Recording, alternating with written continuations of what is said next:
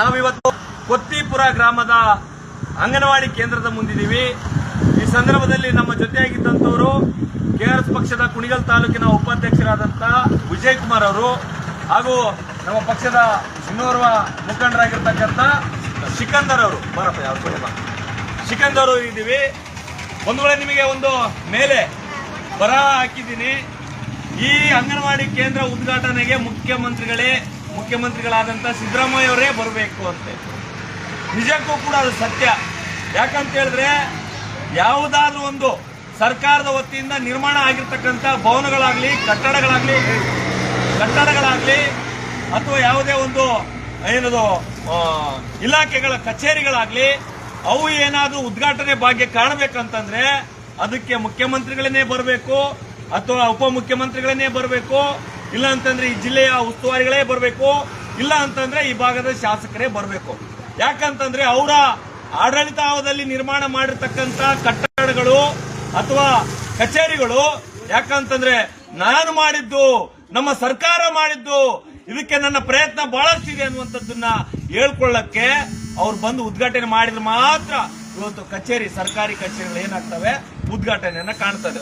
ಹಾಗಾಗಿ ಇವತ್ತು ನೀವು ಕಾಣ್ತಾ ಇದ್ದೀರಿ, ನಮ್ಮ ಮುಖ್ಯಮಂತ್ರಿಗಳಾದಂಥ ಸಿದ್ದರಾಮಯ್ಯ ಅವರು ಈ ಅಂಗನವಾಡಿ ಉದ್ಘಾಟನಾ ಕೇಂದ್ರಕ್ಕೆ ಬರಬೇಕಾಗಿತ್ತು.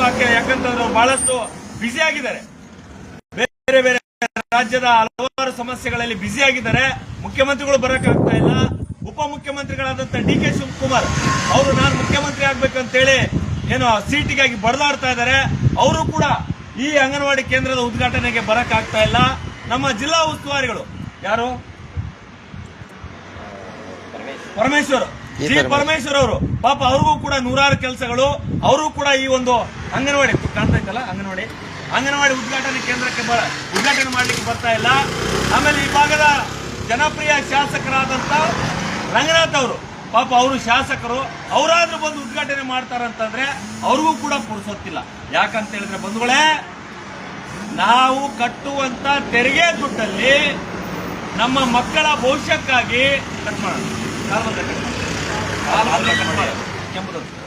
ನಾವು ಕಟ್ಟುವಂತ ತೆರಿಗೆ ದುಡ್ಡಲ್ಲಿ ನಮ್ಮ ಮಕ್ಕಳ ಭವಿಷ್ಯಕ್ಕಾಗಿ, ನಮ್ಮ ಏನು ಊರಿನ ಭವಿಷ್ಯಕ್ಕಾಗಿ ನಿರ್ಮಾಣಗೊಂಡಂತ ಸುಮಾರು 6 ವರ್ಷಗಳ ಹಿಂದೆ, 6 ತಿಂಗಳಲ್ಲ ಸ್ವಾಮಿ, 6 ವರ್ಷಗಳ ಹಿಂದೆ ನಿರ್ಮಾಣಗೊಂಡಿರ್ತಕ್ಕಂಥ ಅಂಗನವಾಡಿ ಕೇಂದ್ರದ ಉದ್ಘಾಟನೆ ಭಾಗ್ಯ ಈ ಒಂದು ಕೇಂದ್ರಕ್ಕೆ ಇನ್ನೂ ಸಿಕ್ಕಿಲ್ಲ.